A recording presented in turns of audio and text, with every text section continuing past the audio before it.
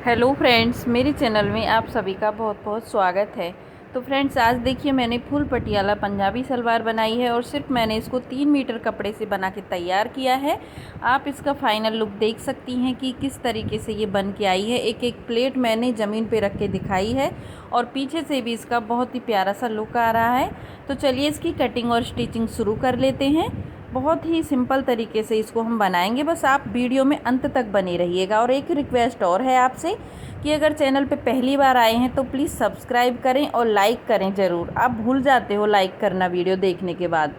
तो ये देखिए हमने लिया है 3 मीटर फैब्रिक। ये हमारा उसका सैंटून का कपड़ा है 3 मीटर। ये चमक वाला होता है और ये 40 रुपये मीटर मिलता है। तो सबसे पहले पार्ट के लिए कपड़े को फोल्ड करेंगे। पहले 2 फोल्ड करेंगे, आप ध्यान से देखिएगा, और फिर उसके बाद 4 फोल्ड करेंगे। तो अब आप गिनोगे इनको तो ये हमारी 4 तय होंगी। अब उसके बाद आपकी सलवार की लंबाई कितनी है आपको यहाँ पे देखना है। जैसे मेरी सलवार की लंबाई 40 है और 7 इंच मैंने बेल्ट का निकाल दिया। तो अगर आपकी लंबाई 36 है या 38 है तो आप 7 इंच बेल्ट का निकाल के और जितनी भी आपकी लंबाई है उस हिसाब से आप लंबाई लीजिए। तो मैं यहाँ से 41 इंच लूँगी, 1 इंच मार्जिन। अगर हम इसको ऐसे खाली नापते हैं तो ये 34 यानी 34 इंच पे बैठ रहा है। तो हम इस तरीके से पूरा एक सीधी लाइन बना के और इसको हम कट कर लेंगे। ये हो गए हमारे पार्ट, ठीक है। अभी इसको कट कर लेते हैं यहाँ से।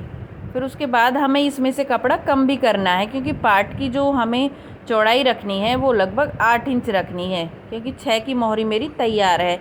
तो बाकी के बचे हुए फैब्रिक से हम अपनी मोहरी वगैरह या बेल्ट में जोड़ वगैरह लगा लेंगे। तो थोड़ा सा और कम कर लेंगे इसमें से। तो देखिए ये मेरा 8.5 इंच आ रहा है, तो वो पूरा ही ले लेती हूँ। आधे इंच से कोई फ़र्क नहीं पड़ता, सिलाई मार्जिन भी चाहिए। अब जो बाकी का कपड़ा है वो मैंने साइड में बचा दिया है, ठीक है। तो ये देखिए अभी इसको बीच से भी कट कर लेते हैं, क्योंकि हमें 2 पार्ट चाहिए और 4 कलियाँ चाहिए। तो आप देखेंगे तो ये 2 पार्ट हैं, ठीक है। तो ये 2 पार्ट हो गए मेरे। अभी हम क्या करेंगे, उसके बाद हम बेल्ट निकालेंगे। इस कपड़े को भी हम यूज़ इसका भी बता देंगे आपको। तो ये देखिए पहले हम कपड़े को इस तरीके से 2 फोल्ड करेंगे। अब मैं आपको यहाँ पे एक चीज़ समझाई देती हूँ। आपकी जितनी भी कमर है उसमें आप 3 इंच या 4 इंच और ऐड कर लीजिए तो आपकी बेल्ट तैयार हो जाएगी। तो यहाँ से मैं लंबाई में जैसे 7 की तैयार होगी तो मैं 9 इंच ले रही हूँ, क्योंकि हमें 2 इंच जो हम नेफा फोल्ड करते हैं उसमें चाहे आप नाड़ा डालिए चाहे आप इलास्टिक डालिए, वो आपका ऊपर डिपेंड करता है। अब मैं इन लाइनों को 9-9 इंच पे जो मैंने सीधा लाइन बनाई है उनको मैं इस तरीके से एक दूसरे से अटैच कर दूंगी। और देखिए अब यहाँ से हमें अपनी कमर के हिसाब से लेना होता है। तो इसमें मैं थोड़ा सा 3-4 इंच कपड़ा जोड़ूंगी, तो जो भी मेरा बचा था पार्ट में से उसी में से मैं जोड़ लगा लूँगी। तो जैसे मैंने बताया है, आपकी कमर जितनी भी है उसमें आपको 4-5 इंच कपड़ा ज़्यादा लेना है। अगर आप काफ़ी हेल्दी हो, आपकी कमर काफ़ी है, तो आपको 25 इंच की बेल्ट काफ़ी रहेगी। तो यहाँ से देखिए जो बचा हुआ फैब्रिक है उसको मैं 2 तह में बिछा लूँगी। तो मैंने कपड़े को 2 तह में बिछा लिया है। ये देखिए अच्छे से इसको मैं बराबर कर लूँगी।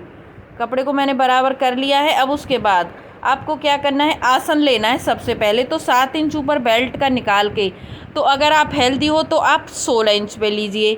अगर आप मीडियम साइज़ की बना रहे हो तो आप इसको 15 इंच पे लीजिए। तो मैं यहाँ से 15 इंच पे लूँगी।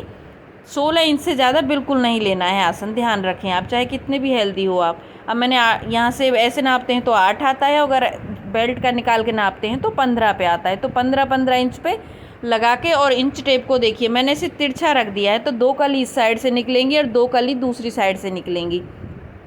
अब यहाँ से बिल्कुल इंच टेप के पास पास ही चलते हुए हम कटिंग कर लेंगे। और ध्यान रखें, या तो आप चौक से निशान लगा लें। कई बार ऐसा हो जाता है गलती, जो बिगनर्स होते हैं, कि एक साइड से कली ज़्यादा कट जाती हैं और एक साइड से कम कट जाती हैं। तो उस केस में सलवार ख़राब हो जाती है। तो कभी भी आप ये गलती ना करें।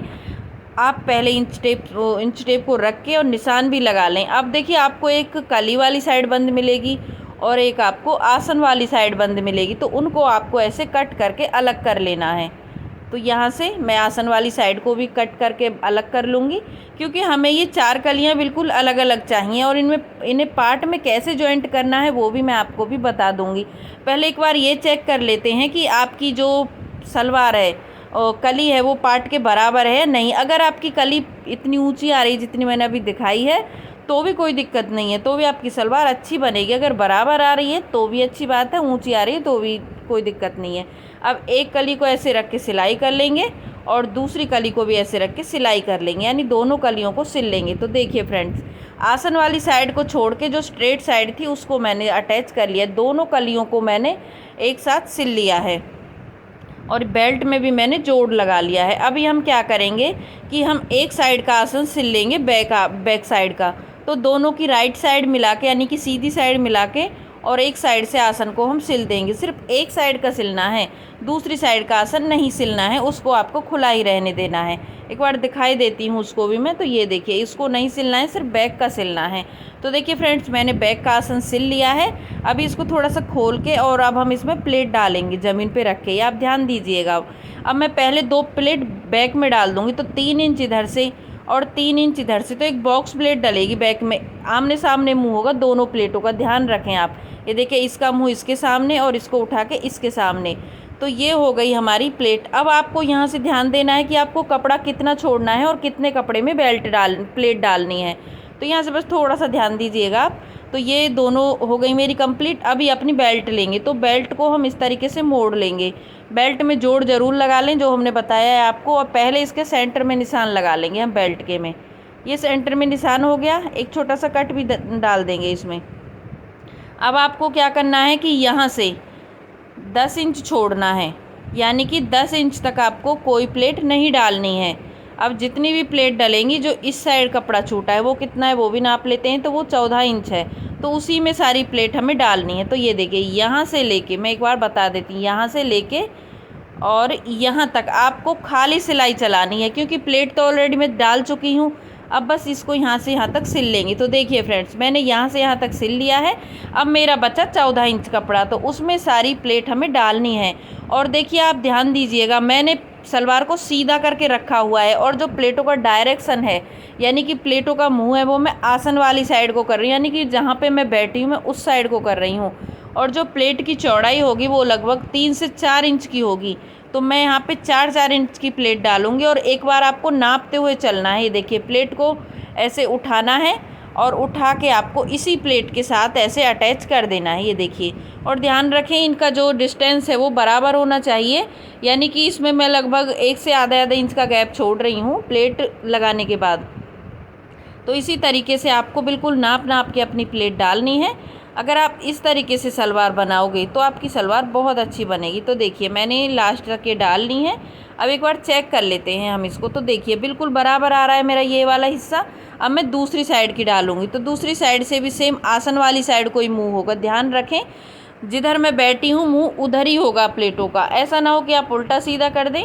और सीधी साइड से मैं प्लेट डाल रही हूँ, यानी कि मैंने सलवार को सीधा करके रखा हुआ है, तब मैं इन प्लेटों को डाल रही हूँ। और जो मुझे कपड़ा सिलना था उतना मैंने सिल दिया है।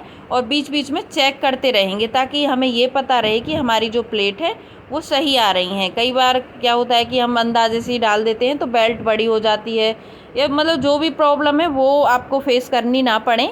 तो इसीलिए आप बीच बीच में चेक करते रहें, तभी मैं आपसे कह रही हूँ। तो देखिए, अभी मैंने पूरा अच्छे से कर लिया है क्लियर इसको। अब एक बार नाप के देख लेते हैं। तो अभी आप देख सकते हैं फ्रेंड्स, मैंने अच्छे से इसको पूरा कंप्लीट कर लिया है, एकदम बराबर आया है। अभी इसकी सिलाई कर लेते हैं। तो सिलाई करने के लिए सबसे पहले क्या करेंगे, हम इसको रखेंगे और यहाँ से इसको सिलाई कर देंगे सीधा ही। अब हमें कोई भी प्रॉब्लम नहीं होगी। वो क्यों नहीं होगी हमको प्रॉब्लम, क्योंकि हमने इसमें जो हमें जितना कपड़ा सिलना था हमने सिल दिया है। और हमें सिर्फ इसमें अब सिलाई लगा के और एक सिलाई इसके ऊपर से लगा देनी है। तो ये देखिए, मैं इसके ऊपर से एक सिलाई लगा रही हूँ। और सिलाई लगाने के बाद अब फिर हम इसका जो दूसरा आसन है उसको भी सिल लेंगे।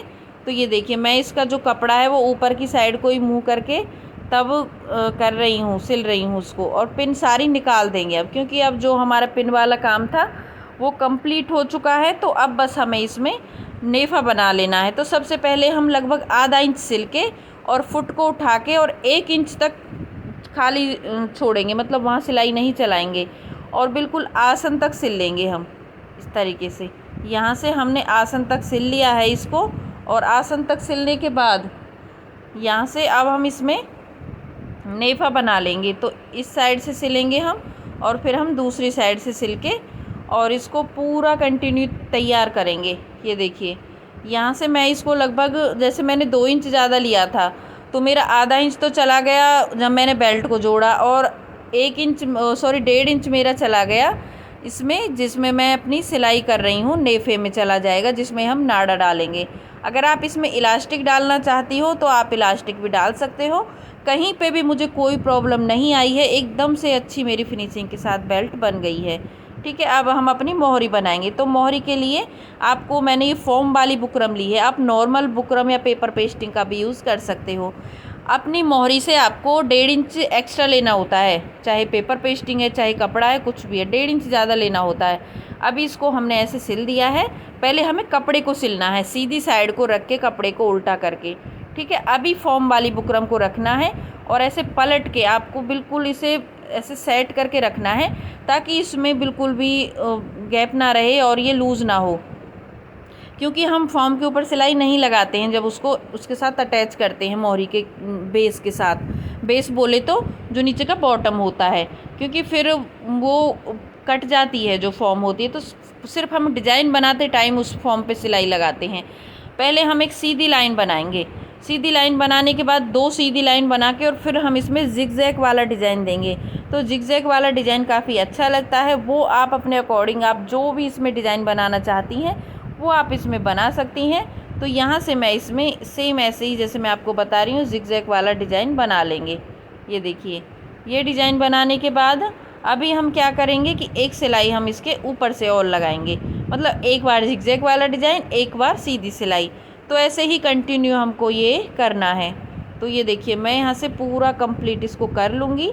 और सॉरी मैं आपको ये बताना भूल गई, इस बुकरम की जो चौड़ाई मैंने ली थी वो मैंने 3 इंच ली थी। तो ये चीज़ हम बताना भूल गए, तो हम अभी बता रहे हैं आपको, 3 इंच चौड़ाई ली थी ताकि इसका लुक अच्छा है मोहरी का। अब इसकी फ़िटिंग कर लेते हैं।